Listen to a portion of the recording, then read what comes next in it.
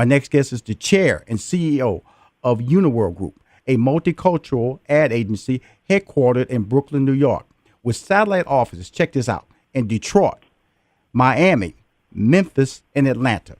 She is an industry thought leader. Her agency is best known for its insights into culture, aspirations, and breakthrough creative products. Her mission is to connect forward-thinking brands to more than $1.3 trillion spending in the U.S. multicultural market. Please welcome to Money Making Conversations, Monique Nelson. Thank you so much, Rushion. I really appreciate it. Well, Thanks for having me. Monique, I had a lot to say about you.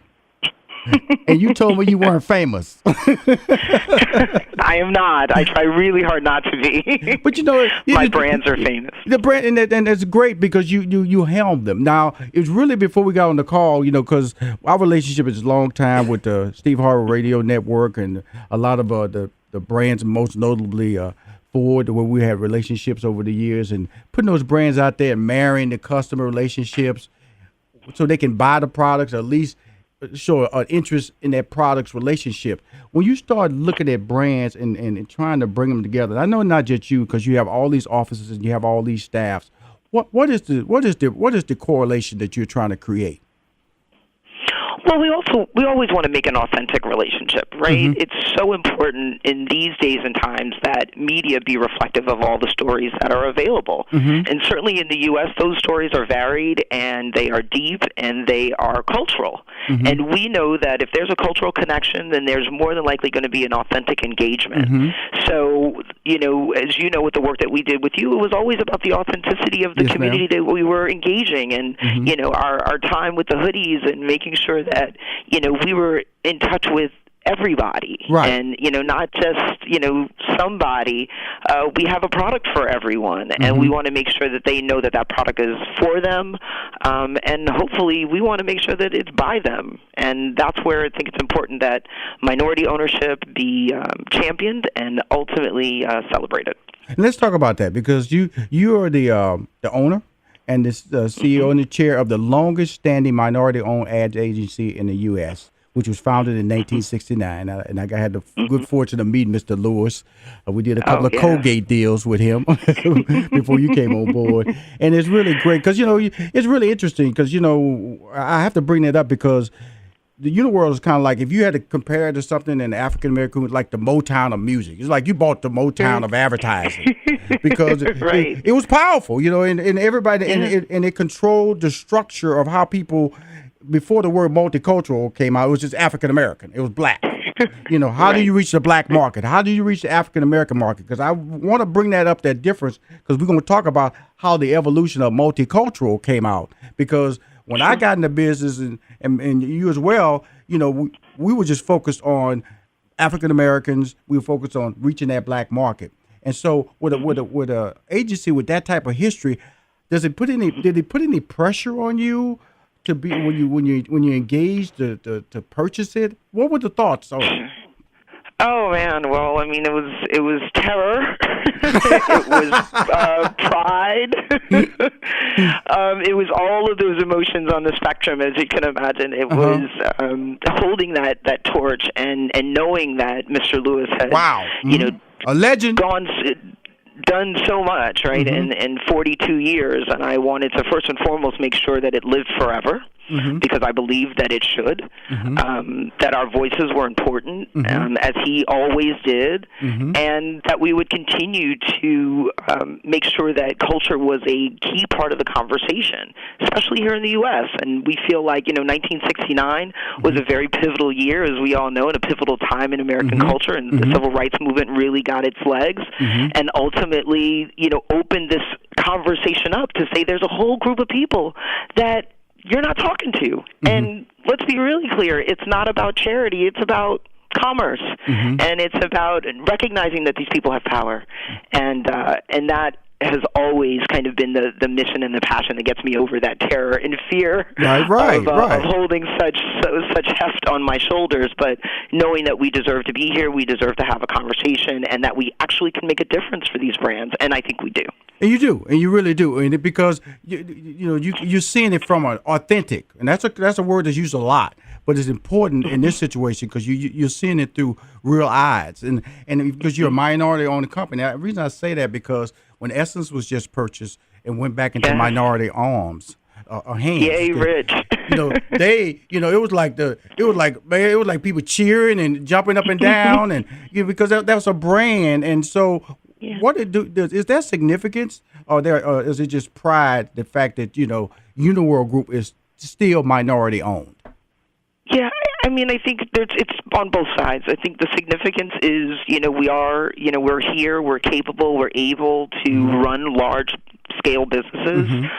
And then, there's a tremendous amount of pride. Absolutely. And that is, beyond compare. I definitely hear what you say, and, a lot of times it takes a minute for it to sink in that, we are that legacy. And not only are we probably the longest-standing, advertising agency, we're probably one of the longest-standing, African-American-owned businesses in the nation, just in its entirety, coming up on 50 years. 50 years. So next year will be 50. It's a tremendous Let's go put that out there. It's 49 now. Next year is going to be 50. August of 2019 celebrates 50 years for UniWorld. And you're going to bring it on in with pride, because we are. It's amazing. That's what I'm saying is that when I speak about your company and I think about there is a difference when I came on board in the arena of syndicated radio and started talking to Mr. Lewis and his conversation. When I first encountered UniWorld, it was about the African American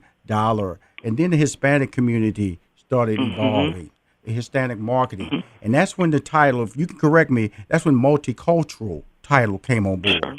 Now, absolutely. And then when I was going in there trying to get dollars, Rushion, well, some of your dollars that you used to be able to pursue has now been slid over to the Hispanic community. So now I'm fighting my dollars or being shrunk. And so how did that cause a shift in your agency's approach? Because you're going, okay, I can't be sitting over here with this little shrinking pot. How do I become multicultural? How did you do that? Well, interestingly enough, Mr. Lewis had a lot more foresight than is actually published. One of our largest pieces of business started as Hispanic, and that was way back, probably in the early 70s. We did a lot of Hispanic work along with African American work. They were two markets that we worked really, really closely in for quite a bit of time. So at its core, UniWorld has always been cultural and culture first, and understanding that even Hispanic and Latinos come in many forms and fashions, and we still acknowledge them as part of this culture. If you are in a New York City or if you're in Miami, even you're talking about a Caribbean culture, you're talking about a fused culture, and that's a totally different agency approach down there. Absolutely, that Afro-Latino culture has been a little bit muted, but they certainly follow in the footsteps of a lot of African culture, and ultimately, that makes for a very robust story. Hey, Monique, hold that thought, because I got some more questions and get more deeper into the UniWorld Group on the phone with CEO Monique Nelson. We'll be right back with more from Rushion McDonald and Money Making Conversations. Don't touch that dial. Hi, this is Rushion McDonald. I'm back. Money Making Conversations. On the phone is the CEO and chair of UniWorld Group, Monique Nelson. Monique, how are you doing? I'm doing wonderful. Thank you, Rushion. Are you in Brooklyn, New York right now? I am. Okay. I am. We are finally out of our snow crazy. Hey, I love New York, but boy, you guys been under some punishment up there, man. Yeah, we did something wrong. Good, but it's all good. It's just because you're speaking to me. I want to ask you a question because African American women in the advertising agency, and because you said it earlier on about it's important to have a face, to have an acknowledgement that you are making a difference, and the fact that you took over one of the most prominent African American female, the most prominent African American ad agency in the history of our country. How do you play a role, and how do you mentor or advise women who want to walk into those similar shoes? Well, first and foremost, I ask them to be fearless. Monique, don't take that deep breath. Don't take that deep breath. I know. I can't help it. The reason I say that is advertising and media is such an important industry. It shapes what we think of ourselves. It shapes how we engage. You know, you look at Black Panther and you go, oh, Come on now. You know, right? You know that when we see ourselves, it's powerful. And there's not enough of us, right? There's not enough of us in those rooms that are saying, no, this is an awesome viewpoint. This is a way, this is a space that you're missing, right? It's a blind spot. The more of us that have those conversations, the better. Right? We all know that this is about engagement. This is about developing relationships. This is about demystifying our communities and making them valuable. And that's critical. And in this industry, which is a one-to-one, as you well know, this is a relationship business. Come on now. Come on. Well, it's a relationship, and what have you done for me? You know what I'm saying? Correct. And it's a constant, right? There's no off button. There's no downtime. We are in an always-on media society, which means what we do in advertising and marketing is also always on. Because it's really great to hear you say that, because I want to just let people know, because it's when you're dealing with brands and you're dealing with talent, you know, because sometimes when you're dealing with talent, you have to get into crisis management, because you don't know what a talent, you know, can be famous, but they could do something that you have to deal with. So that's another side of the business that a lot of people don't understand, that the ad agency has to deal with, especially when you get into the talent lane. And because you have to deal with what is the customer relationship to the brand relationship, or how does the brand feel about what's going on? So especially with social media being out there, how do you deal with those little elements of, oh, should we go with a talent, or we should just make an amazing creative pitch? Well, I think it's brand dependent, and it's certainly dependent on what you're trying to achieve. You know, a celebrity is great for awareness. Yes. Right? Yes. You know, you're going to get those eyeballs. We know that. But when we start talking about engagement, you know, funny enough, these social media stars are, you know, killing it right now, right? Killing it, right? And because, you know why? Because they're authentic, right? Okay. They really do participate in what they're doing or what they're pushing. And that's that beautiful, you know, democratization of marketing that's involved, and it's amazing. You can get some amazing creative coming up from the consumer, coming through an influencer, and then ultimately trumpeted by a celebrity. So I like to use it in spaces knowing that everybody's going to get what they want, right? A celebrity usually wants more, you know, more exposure, more engagement, and we want to make sure that the brand is assisting them as well as them assisting the brand. It should be a win-win. We know that's not always easy, but we try to get there. You know, that was a hard question for me to get out to you there, Monique, but I had to get it out, though. We can do it. We can do it. We can work hard and get there. Good. Now, let's talk about your favorite part of the job, because here's the beauty, Monique. I'm really great. I'm interviewing you because, you know, I sit across you and we constantly just talk deals, and we just constantly talk deals, talk business. And you have such a great personality, and it's just coming out on the airwaves. It's because when you start talking about your job, you seem to love it. I do. And plus I have a little bit of ADHD. So the one thing that this job allows me to do is never have the same day twice. That's true. It's a challenge. There's always a new challenge. There's always more fun to have. And yeah, I enjoy it. I'm a cultural anthropologist, so I love humans. I love how they interact. I love the psychology of why, and that's important in our industry. What's going to motivate you to do something, and what's important to you? And then how do I make sure that the brands get that as well? When they sent the bio over to me, it was a nice quote that came out of the bio. I want to read it to you. And it was talking about the next 43 years. The charge for the new guard is to not simply to create advertising campaigns, but to build unique environments that tap into the cultural insights and heritage that makes consumers who they are. They surround and engage them intellectually and emotionally, and that exist at the intersection of desires and their needs. That's right. And that's what you were talking about, authenticity. Absolutely. Can't get around it. Humans always need something, and you've got to motivate them to do something. And it should be something that's authentic to them. It should be something that hits them in their heart. That's why some commercials make you cry, others make you laugh, some make you do absolutely nothing. Yeah, that's true. Not good. That's true, because you know I can rattle out my favorite commercials, you know, and they have each has a different effect on me, And I remember That's right. because of that emotion. But I like what you're saying, because it all goes back to the emotion, because an emotion drives engagement. And that's the most important thing, the most important part about it. So I want to make sure, because you are a leader, because you are a female, and as a young African-American female says, I want to get in this business. How do they get in the business? Now, you got offices all over the country now, Atlanta, Memphis, Tennessee, Miami. I didn't even know about these offices. All I knew about Detroit and Brooklyn, New York. So how does a person intern or get into business? There's a plethora of programs. What I would ask every young, person to do is research, right? First and foremost, do your research. Find an environment, find brands that some of these agencies are working on that excite you. Right. It's really important that you go someplace that you're going to go all in. There's lots of internships. There's the MATE program. There's Ad Color. There's IRTS. There's a plethora of them for college and even post-college to get into.